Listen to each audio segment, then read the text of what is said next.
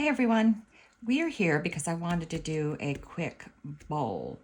I poured about 300 ounces of resin, probably should have poured just a tad more. I poured the most in this cup because this is my bottom layer, but I'm now second guessing myself and gonna put a little more of it in my other cup. I had everything ready. So this goes in the bottom layer, so it has the most. This is my push, and then these are my other things that we're working with. I am using Let's Resin Fast Cure, so I have to move a little faster. We are doing the crackle effect, and we are making a bowl. All right, so first I have Eye Candy Shiro White. And you do want to put a good bit of this. I'm going to put about that much. You want it to be heavy.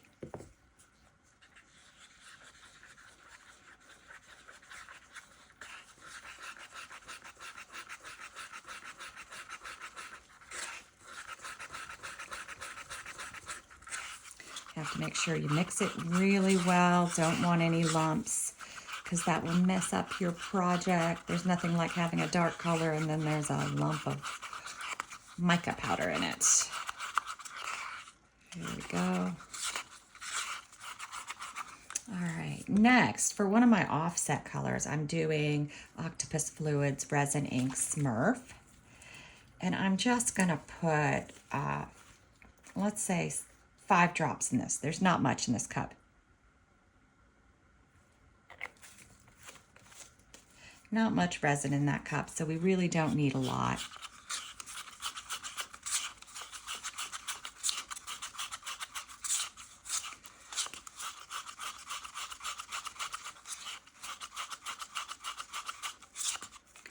All right, next, I was debating, we're gonna use Pearl X Brilliant Gold.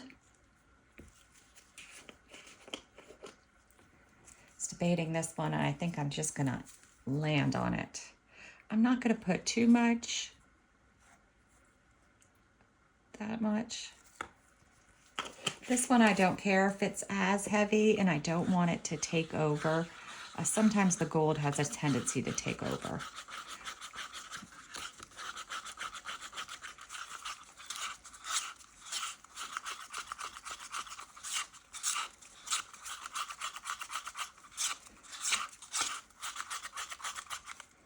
All right, I think we got that good. There we go. Now, for my first layer, I am doing Octopus Fluids Resin Ink, and if you are interested in these products and you are in the United States, you can get them from Laura's Art Corner. I don't want this to be a really heavy color, but I do want it to be colored. I think I'm going to start with 12 drops.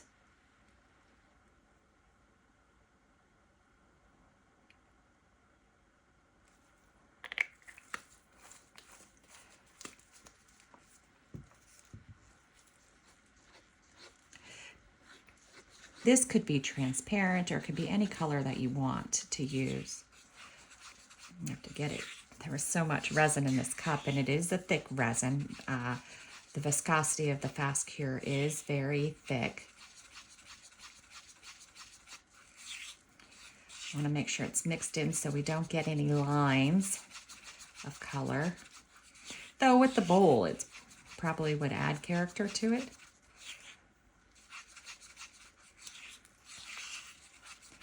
All right. And then the last bit is for our final push. And I think I'm just going to do, I'm debating green or blue, green or blue, green or blue. I'm going green. Or I'm going blue. Yeah, this is a tough call. Tough call. Usually I do it the same color as my bottom layer, so let's just do it. And let's do just 1 drop. I want it to be lighter. It's going to be the center, but I do want it to make it look like it fits in with all this. I never like clear pushes. I don't like pushes. You have to do them in some of these techniques, but not a huge fan. All right, so it's colored lightly. All right, so like I mentioned, this is our bottom layer. Give it its final stir. And then I'm gonna pour it in to this mold. And I am gonna pour it all because I do want it to be all over the place when I go to put my white in. Now, I'm gonna give it a little shove towards the sides. It's moving pretty well on its own.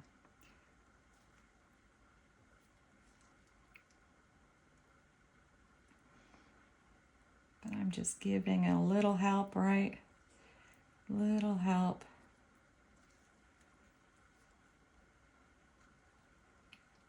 But I'm not going to push it all the way to the edge. It'll get there. It'll get there. The plus about pushing it to the edge is, you know, when you pour in the next couple of colors, you know they'll go in pretty evenly. That helps with that. Without pushing it to all the edges, you know, your edges may come out slightly different. And I really don't care that they do that with this because it's a bowl and we're going to see the edges. So if they look a little different, I'm okay with that. All right, so now it's my white mica powder. And I'm going to do, I'm trying to think about how much I have of each color.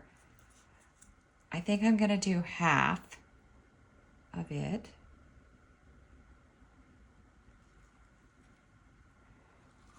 And hopefully I'm choosing the right amounts. This mold is it's almost 10 inches. It's like 9.66. I got it off of Temu.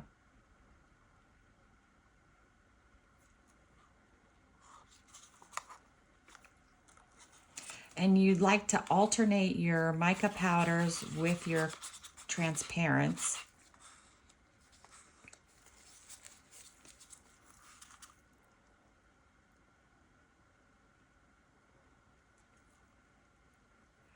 So let me go a little more with that. There we go. All right, now I'm going to do another dab of this so that I can do my next ring of white. Now I am going to use all my white now.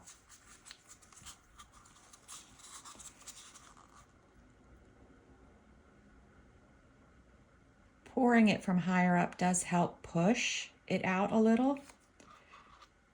I guess someone could correct me, but gravity? I don't know. All right.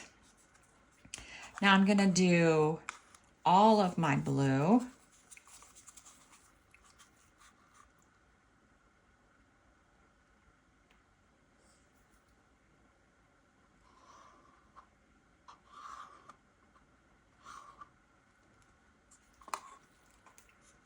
And then the rest of my gold.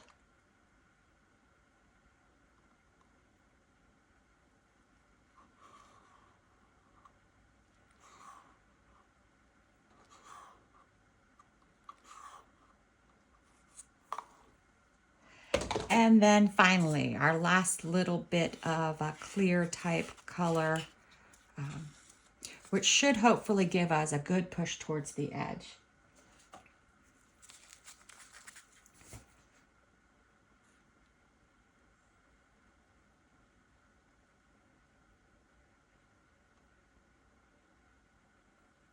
I'm not going to put anything in the center because it's a bowl, and I just want the center to be clear, or pale green if it ends up like that.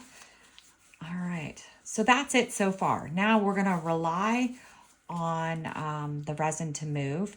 I may end up with a clear edge, and I'm okay with that because I was really shooting for the green color. I find a lot of people really like green. It's a popular color. All right, now I'm going to give it a shot of heat. get any bubbles that I created by pouring it in like that. And then really, I just am going to let it do its thing. It's going to let it work.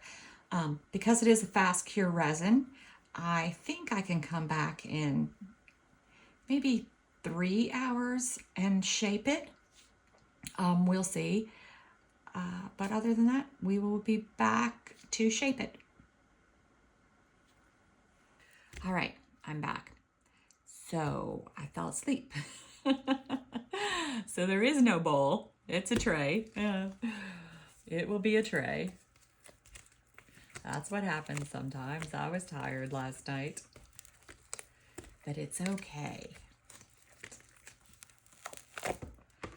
Oh, wow. Look at that. That is actually a very, very pretty tray.